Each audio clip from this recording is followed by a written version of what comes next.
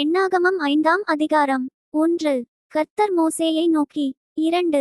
குஷ்டரோகிகள் யாவரையும், பிரமியமுள்ளவர்கள் யாவரையும், சவத்தினால் தீட்டுப்பட்டவர்கள் யாவரையும் பாளையத்திலிருந்து விலக்கிவிட இஸ்ரவேல் புத்திரருக்கு கட்டளையிடு.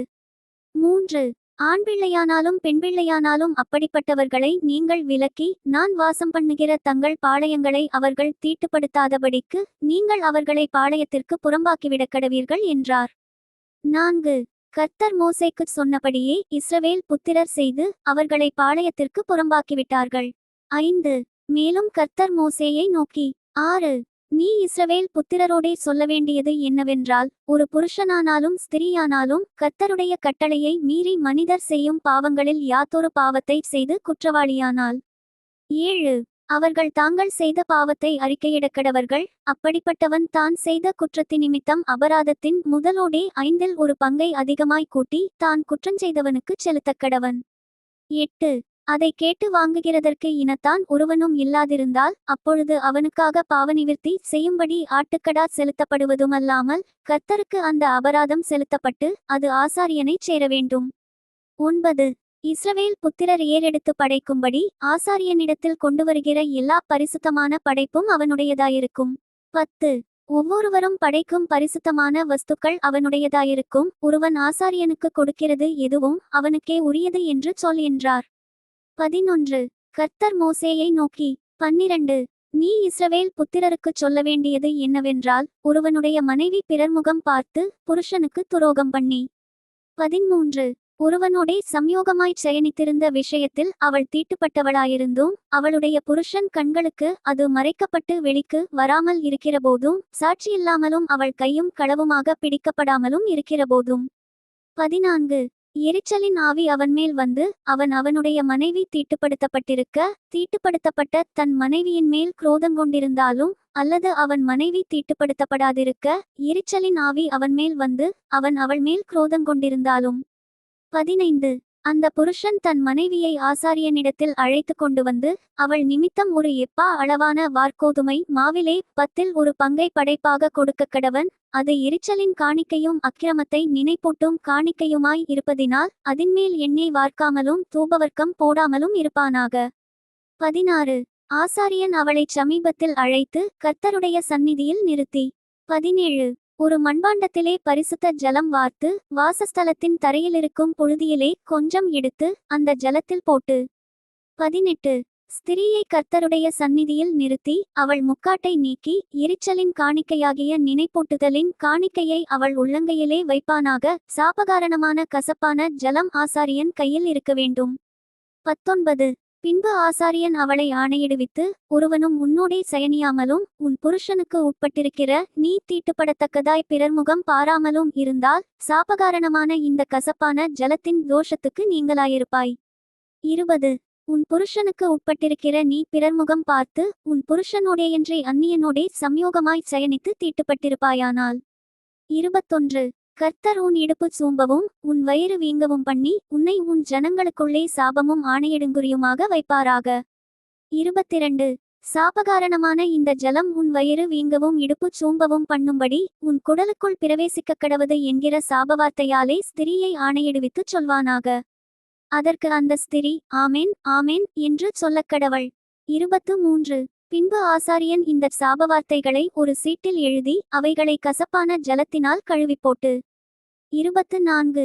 சாபகாரணமான அந்த கசப்பான ஜலத்தை அவள் குடிக்கும்படி பண்ணுவான். அப்பொழுது சாபகாரணமான அந்த ஜலம் அவளுக்குள் இறங்கி கசப்பாகும். 25. பின்பு ஆசாரியன் எரிச்சலின் காணிக்கையை அந்த ஸ்திரீயின் கையிலிருந்து வாங்கி அதை கர்த்தருடைய சந்நிதியில் அசைவாட்டி பீடத்தின் மேல் செலுத்தி. 26. ஞாபகக்குறியாக அதிலே ஒரு கைப்பிடி நிறைய எடுத்து பீடத்தின் மேல் தகனித்து பின்பு ஸ்திரீக்கு அந்த ஜலத்தை குடிக்கும்படி கொடுக்கக்கடவன். 27. அந்த ஜலத்தை குடிக்கச் செய்த பின்பு சம்பவிப்பதாவது, அவள் தீட்டுப்பட்டு தன் புருஷனுக்கு துரோகம் பண்ணியிருந்தால் சாபகாரணமான அந்த ஜலம் அவளுக்குள் பிரவேசித்து கசப்புண்டானதினால் அவள் வயிறு வீங்கி அவள் இடுப்பு சூம்பும். இப்படியே அந்த ஸ்திரீ தன் ஜனங்களுக்குள்ளே சாபமாக இருப்பாள். 28. அந்த ஸ்திரீ தீட்டுப்படாமல் சுத்தமாயிருந்தால் அவள் அதற்கு நீங்களாகி கற்பந்தரிக்கத்தக்கவளாயிருப்பாள். 29. ஒரு ஸ்திரீ தன் புருஷனோடேயன்றி அந்நிய புருஷனோடே சேர்ந்து தீட்டுப்பட்டதினால் உண்டான எரிச்சலுக்கும். 30. புருஷன் மேல் எரிச்சலின் ஆவி வருகிறதினால் அவன் தன் மனைவியின் மேல் அடைந்த சமுசயத்துக்கும் அடுத்த பிரமாணம் இதுவே. அவன் கர்த்தருடைய சந்நிதியில் தன் மனைவியை நிறுத்துவானாக. ஆசாரியன் இந்த பிரமாணத்தின்படியெல்லாம் அவளுக்குச் செய்யக்கடவன். 31. புருஷனானவன் அக்கிரமத்திற்கு நீங்களாயிருப்பான், அப்படிப்பட்ட ஸ்திரீயோ தன் அக்கிரமத்தைச் சுமப்பாள் என்று சொல் என்றார். எண்ணாகமம் 6ஆம் அதிகாரம். 1. கர்த்தர் மோசேயை நோக்கி, 2.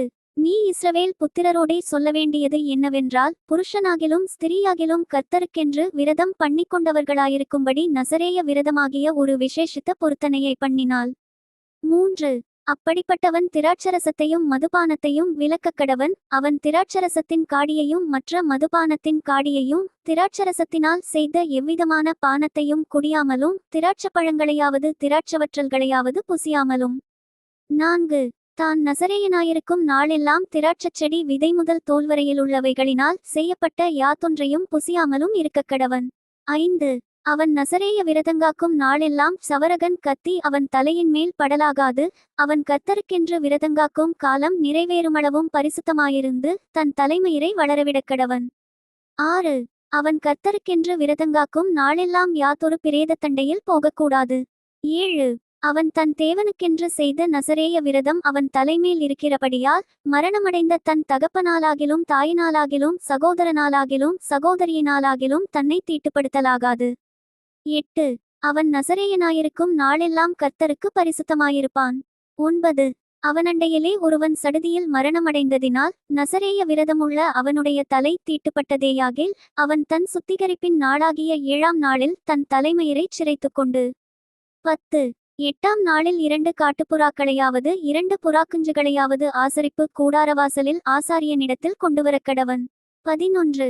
அப்பொழுது ஆசாரியன் ஒன்றை பாவநிவாரண பலியாகவும் மற்றொன்றைச் சர்வாங்க தகனபலியாகவும் செலுத்தி பிணத்தினால் அவனுக்கு உண்டான தீட்டை நிவிர்த்தி செய்து அவன் தலையை அந்நாளில் பரிசுத்தப்படுத்துவானாக. 12. அவன் திரும்பவும் தன் விரத நாட்களை கர்த்தருக்கென்று காத்து ஒரு வருஷத்து ஆட்டுக்குட்டியை குற்றநிவாரண பலியாக கொண்டுவரக்கடவன். அவனுடைய நசரேய விரதம் தீட்டுப்பட்டதினால் சென்ற நாட்கள் விருதாவாகும். 13. நசரேயனுக்குரிய பிரமாணமாவது, அவன் விரதங்காக்கும் நாட்கள் நிறைவேறின அன்றே அவன் ஆசரிப்பு கூடாரவாசலிலே வந்து 14.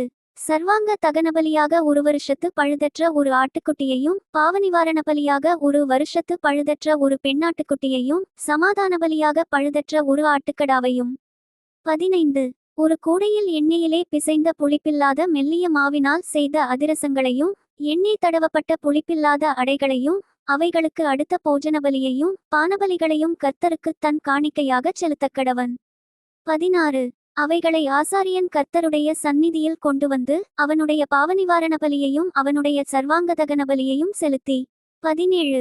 ஆட்டுக்கடாவை கூடையிலிருக்கும் புளிப்பில்லாத அப்பங்களோடுங்கூட கர்த்தருக்கு சமாதான பலியாகச் செலுத்தி அவனுடைய போஜன பலியையும் பானபலியையும் படைப்பானாக. 18. அப்பொழுது நசரேயன் ஆசரிப்பு கூடாரவாசலிலே பொருத்தனை செய்யப்பட்ட தன் தலையைச் சிரைத்து பொருத்தனை செய்யப்பட்ட தன் தலைமயிரை எடுத்து சமாதான பலியின் கீழ் எரிகிற அக்கினியில் போடக்கடவன். 19.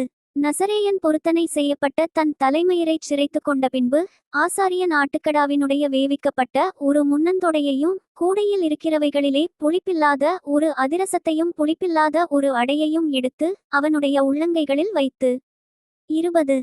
அவைகளை கர்த்தருடைய சந்நிதியில் அசைவாட்டக்கடவன். அது அசைவாட்டப்பட்ட மார்க்கண்டத்தோடும் ஏறெடுத்து படைக்கப்பட்ட முன்னந்தொடையோடும் ஆசாரியனைச் சேரும், அது பரிசுத்தமானது. பின்பு நசரேயன் திராட்சரசம் குடிக்கலாம். 21. பொருத்தனை பண்ணின நசரேயனுக்கும் அவன் தன் கைக்கு உதவுகிறதையல்லாமல் தன் நசரேய விரதத்தினிமித்தம் கர்த்தருக்குச் செலுத்தும் காணிக்கைக்கும் அடுத்த பிரமாணம் இதுவே. அவன் செய்த பொருத்தனையின்படியே தன் பொருத்தனையின் பிரமாணத்துக்கேற்க செய்து தீரவேண்டும் என்று சொல் என்றார். 22. பின்னும் கர்த்தர் மோசேயை நோக்கி, 23. நீ ஆரோனோடும் அவன் குமாரரோடும் சொல்லவேண்டியது என்னவென்றால், நீங்கள் இஸ்ரவேல் புத்திரரை ஆசீர்வதிக்கும்போது அவர்களை பார்த்துச் சொல்லவேண்டியதாவது. 24. கர்த்தர் உன்னை ஆசீர்வதித்து உன்னை காக்கக்கடவர். 25. கர்த்தர் தம்முடைய முகத்தை உன்மேல் பிரகாசிக்க பண்ணி உன்மேல் கிருபையாயிருக்கக்கடவர். 26. கர்த்தர் தம்முடைய முகத்தை உன்மேல் பிரசன்னமாக்கி உனக்குச் சமாதானம் கட்டளையிடக்கடவர் என்பதே. 27. இவ்விதமாய் அவர்கள் என் நாமத்தை இஸ்ரவேல் புத்திரர் மேல் கூறக்கடவர்கள், அப்பொழுது நான் அவர்களை ஆசீர்வதிப்பேன் என்று சொல் என்றார். Bye from Daniel. Bye from Daniel.